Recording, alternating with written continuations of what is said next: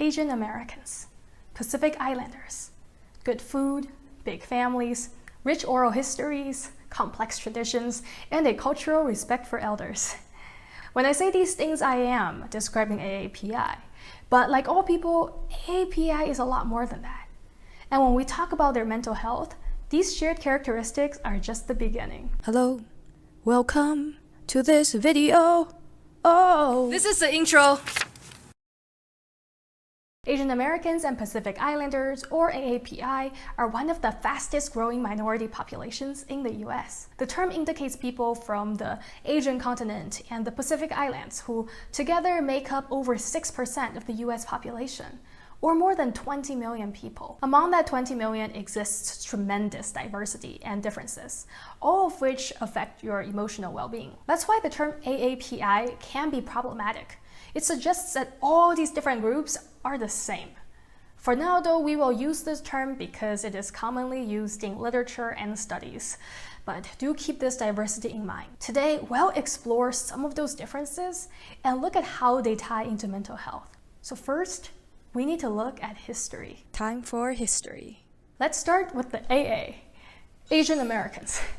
The first permanent Asian settlers in the US were Filipinos escaping Spanish colonizers in 1763, before the US was even a country. The first major wave came later, during the gold rush of the 1850s, mostly from Japan and China to Hawaii and California. They contributed to building the America we know today, such as forming 90% of the workforce that laid down the Central Pacific Railroad. But despite that, Asian Americans have long faced racism, seen as savage beasts of burden and later as the threatening yellow peril. From the Chinese Exclusion Act of 1882 to later immigration acts that affected other Asians, Asians were generally banned from entering the US because of racist beliefs, like immigrants stealing our jobs and immigrants will corrupt white women and values. Things didn't change until the Immigration Act of 1965, which finally got rid of previous quotas on immigration. Woo! When these new waves of Asian immigrants came, though, they came from very different worlds.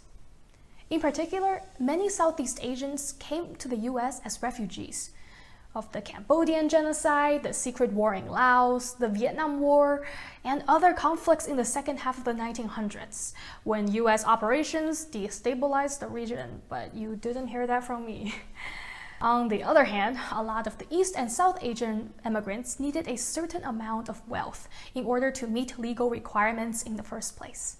So as you can imagine, these differences have very real impacts, from different kinds of intergenerational trauma, family income, to even how mental illness might manifest. And if your family has been here for generations, well, your experience would be unique too. So despite what stereotypes may say, not every Asian American is Chinese or even of East Asian heritage.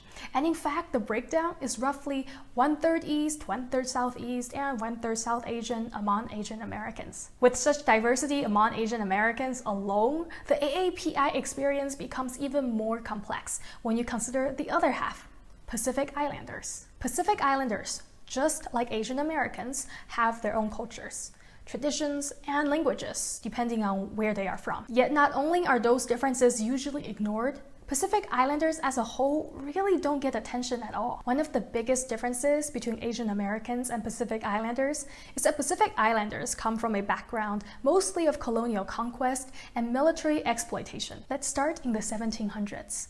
When European settlers moved throughout the oceanic states of old, stealing land and devastating local populations. The Kingdom of Hawaii, for example, was ruled by the badass Queen Liliuokalani until she was forced by Americans to give up her throne. By 1898, Hawaii was annexed. In the same year, Americans seized Guam from the Spanish and annexed the land known today as American Samoa 2 years later. Under American jurisdiction, these islands suffered from poor development, lack of support, and rampant abuse. Environmental injustice, such as nuclear weapon tests and climate change, particularly impacts the islands today. The US conducted 67 nuclear weapon tests on the Marshall Islands alone. Nuclear contaminated soil was piled into a giant dome that the US government still refuses to take responsibility for. even though the tests killed many islanders with cancer and devastated others. Today, higher temperatures and rising oceans also threaten livelihoods and sacred sites and rituals. There's another form of discrimination that still persists today. While Hawaiians are US citizens, other Pacific Islanders, like those born in the American Samoa, are only considered US nationals. So they can apply for citizenship and they can enlist in the military, but they can't vote in the federal elections, nor sponsor family members for immigration. For people from the Marshall Islands, Micronesia, and Palau, the Compact of Free Association lets them work and live in the US. But it's set to expire in 2023, and without this compact, many Pacific Islanders would lose their status. Uncertainty and distress over your rights and representation unsurprisingly can play a huge role in your mental health. So with all of that, it's pretty clear that AAPI is a lot more than just 4 letters. It's 50 plus ethnic groups, more than 100 languages, and multiple religions. And as you can imagine, in the US, AAPI have had a complicated relationship with being American. I mean, who doesn't? For AAPI, though, this identity crisis often manifests as the perpetual foreigner stereotype. Where are you really from? Wow, your English is so good. Thanks. I was born here. You might think those are just harmless questions, but it's this very idea of never being American enough, no matter what you do, that justified forcing Japanese Americans into internment camps during World War II, when some of them were literally serving in the US military. Other stereotypes exist too, all of which affect mental health. So there is the over-sexualization and exoticization of AAPI women, emasculation of Asian American men and fascination with Islander men, complicated expectations of food and beauty, especially when traditions and recipes shift under white American scrutiny. Identity crises everywhere, y'all. But perhaps the most famous stereotype of all is the model minority myth, which particularly targets Asian Americans. At its core, a model minority is a group of people who are seen as examples of best behavior in their environment. For Asian Americans, this best behavior is really just code for economic success, but this myth actively ignores the many historical barriers which prevent other minorities, especially Black and Indigenous groups, from achieving similar measures of success. So if you're interested in learning more about the origins of Asians as a model minority and how that contributes to racism in America, well, check out some of the videos I'll put up here. Point being, the model minority myth sucks. A lot. On an individual level, being thought of as this model minority can be incredibly dismissive and isolating. Wow, you're Asian. You must be so smart. Let's not tie success to identity, please. Otherwise, any lack of success feels like a personal failure, and any success feels like your efforts didn't even matter. But even beyond individuals, the model minority is simply not true. Yes, the median income of AAPI as a whole is higher than the American average, but that's far from the full picture. Income inequality is rising a lot faster among Asian Americans than other demographics. When it comes to education, some Southeast Asian groups have high school dropout rates 2 to 7 times higher than other Asian ethnic groups. And even among just South Asians, we see disparities, like how 3 out of 4 Indian Americans have a bachelor's degree, while less than half of Bangladeshi Americans do. And Pacific Islanders as a whole have far lower rates than the entire other half of the AAPI acronym. College education affects your income and opportunities, which is partly why there is such huge income inequality among AAPI. It sounds like I'm repeating myself, but just to say it one more time. Different ethnic groups among the Asian racial group, so ethnicities like Hmong, Vietnamese, Tongan, etc., they all have varying resources and backgrounds. And the model minority myth erases the very diverse and very real experiences of AAPI. Income, education, and legal status come together to determine what public benefits and job prospects you have. Since AAPI are among the most likely to live in linguistically isolated households, many have limited access to learning and communicating in English. As you can imagine, this doesn't make navigating the already ridiculous US healthcare system any easier. But of course, that only matters if you're actively involved with the healthcare system.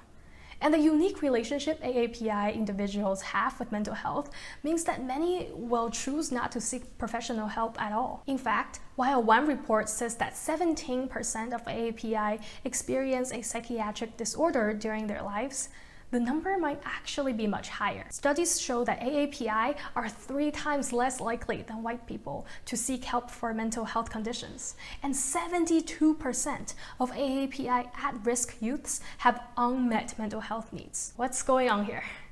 Well, the short answer is that AAPI communities are not immune to the stigma that is attached to mental illness, and the various cultures, beliefs, values, and traditions affect ideas of what mental health is and isn't. What we've got here is a lack of productive, healthy, and informed communication. And this failure to communicate snowballs until many AAPI find it easier to shy away from mental health than to engage with it at all. There just really haven't been large-scale acceptance and education regarding mental health among AAPI. As you can probably guess, different AAPI subgroups have different frameworks regarding what is a mental illness and even the definition of health itself. This can lead to people exhibiting symptoms and practicing treatments different from what Western psychiatrists are taught. Let's look at some specific examples. First, in many AAPI cultures, mental illnesses are traditionally not considered a real illness. So instead, they might be seen as unbalanced energy or emotions, a result of karma or evil spirits, or even just an everyday feeling, like exaggerated sadness. A study of Chinese American patients with depression found that although they recognized and discussed their sadness and other moods, they didn't make the connection between these symptoms and depression as an illness. Mental illness, as many people believe, is a white people thing. This brings us to the importance of language in discussions around mental health, not only in the words that we use to discuss an uncomfortable problem, but also in the way that we can even have that conversation in the first place. What if you only knew words like sad, mad, or happy?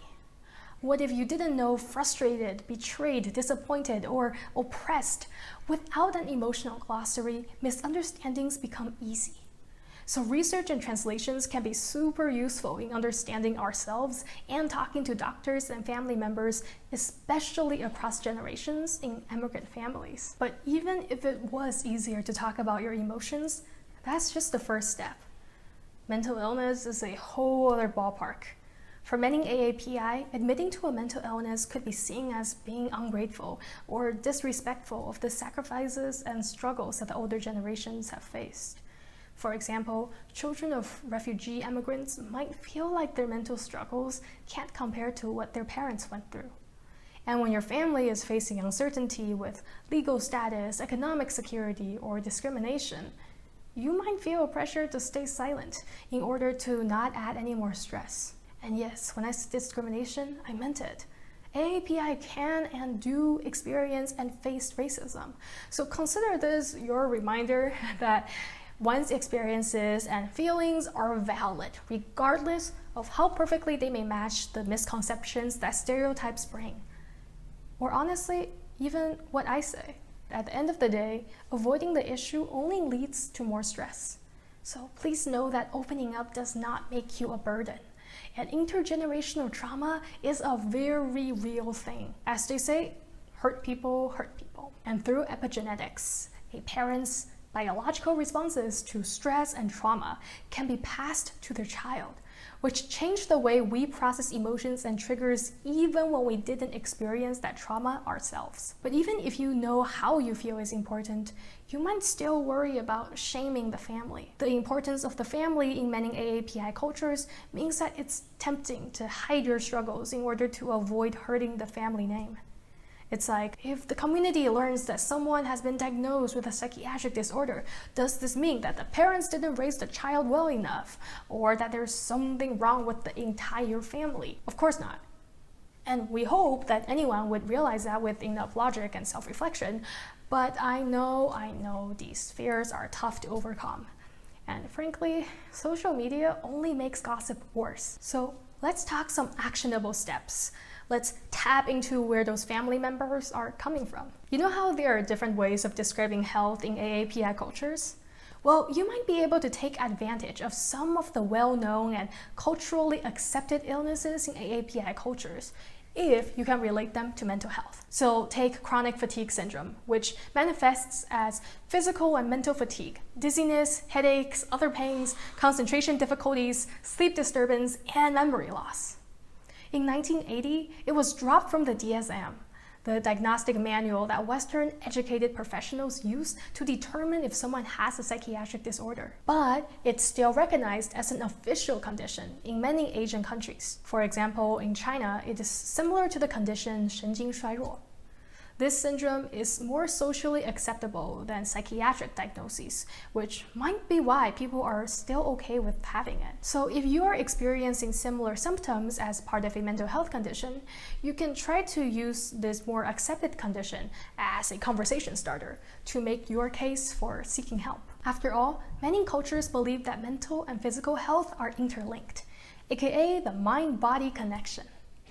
I mean, that's partly why AAPI tend to suffer more from psychosomatic symptoms than typical Western symptoms, because psychosomatic symptoms are physical signs of psychological distress. Depression can show up as headaches, anxiety as gastrointestinal issues, or post-traumatic stress disorder as back pain. PTSD can even manifest as psychosomatic blindness, which happened for some Southeast Asian refugees who witnessed so much violence that they went blind despite technically being healthy. So clearly, the mind-body connection matters, especially when you're adding social pressures. A person might subconsciously express mental illness as physical symptoms to avoid the stigma of being diagnosed with a psychological disorder. When you have a physical element to pain, sometimes that can help convince traditional thinking people in your life that your pain is legitimate. Or if a doctor is more interested in physical issues and symptoms, having those types of symptoms can make it easier to get treatment. Even though, of course, you don't and shouldn't have to suffer physically just to be taken seriously. So, you know what? Flip this around. Use it for your advantage. Try connecting your mental distress to physical symptoms. Notice your and others' pain languages. How are you eating, joking, behaving, repressing, talking, sleeping, or avoiding? Being aware of what you are doing and how your behavior is changing can help you spot signs that you might need help, even if those signs don't match typical Western psychiatric symptoms. Okay, so you know what symptoms to look for, how to communicate your emotions, and you've managed to convince those you care about to validate how you feel. Where can you go to find treatment? And if you have symptoms, emotions, and family members that aren't described by this video, how can you even begin to find validation for what you're going through? Let's say you spoke up at home and your family members aren't receptive. Maybe they're even being hurtful. See if you can figure out and acknowledge the cultural and historical context and recognize that they probably didn't want to hurt you. But be clear with them about how certain actions or words are making you feel, and gently offer some suggestions instead. Frame it like you're asking them for advice on those suggestions, and then maybe they'll actually think about it. Propose some ideas you have to stay more connected with each other, to show affection, to speak each other's love languages. If you can, set up some rules and boundaries that will help each other stay safe and trusting. Of course, even if those around you do decide to help you, that doesn't always mean everything is fine. Family members might feel uncomfortable with the doctor or therapist that you've started to visit. Or they might want to rush the process and move on from the difficult times, even if you are still struggling. In this case, maybe you can try taking a team approach. Frame treatment as a way to help the whole family heal together. Take advantage of the importance of a harmonious family unit. Of course, sometimes it's the family that is causing toxicity in the first place, and getting called out by a therapist might not help. So in that case, you might feel guilty for seeking help, but don't. If you have to do it by yourself, then do it. And if you feel that shame, think of it like this. You cannot contribute well to your family's future if you're hurting. So be the one who takes action to care for your family and help them grow past traumas. There is no shame in seeking help. For actual treatment options, AAPI cultures offer a lot of choices, from traditional Chinese medicines to Ayurvedic practices, from Polynesian medicine to herbal remedies. This is one of the reasons why there tends to be a distrust of Western psychiatric medication in AAPI communities. That being said, herbal teas or massage treatments aren't always going to be enough. The severity or nature of your mental health concern may require you to add on Western medication or psychotherapy. For some AAPI families, that may be a hard pill to swallow, pun intended. Even if you're okay with the concept of you asking for help, it's hard to adjust to these new paradigms. Depending on what misconceptions or beliefs they might have about Western practices, you can try different approaches. For example, they might think that taking Western medication is a sign of weakness. What you could do is ask why taking Western medication for a cold is fine, but taking it for depression is not, and then tying the whole mind-body connection. Some people might think that Western doctors will overprescribe medication, and well, there is some merit to that. Studies have found that Asian Americans often metabolize psychotropic drugs slowly and develop side effects at lower doses compared to other ethnic groups. So in other words, Asian Americans might have a lower dose and still receive the same effect as someone else taking a normal dose. This isn't true for every single Asian American, much less AAPI at large. But it is good to keep in mind. I would include some statistics about Pacific Islanders here, but unfortunately, there aren't many studies specific to their experiences. The point is that pills are not by nature evil. If you're concerned, try to find a psychiatrist who will work with you to start on the lowest dose possible and then go up as necessary. As you learn more about these nuances and have conversations, you will become better prepared to make decisions that are healthiest for you. And part of that means asking questions. So if you're checking out different therapists, here are some questions you can ask them to better set yourself up for success. AAPI individuals are just like everyone else, unique in some ways, similar in others. With such diversity amongst the demographic, is that really a surprise? Despite their differences, AAPI communities share powerful protective factors for mental well-being. Just to mention a few, large family networks, millennia of traditions, surprise Pikachu memes, and really, really good food. I think I said that already, but honestly, it deserves another mention. So even as you lean into the best parts of your heritage and identity, don't be afraid to carve your own path too. Mental health matters, and so do you.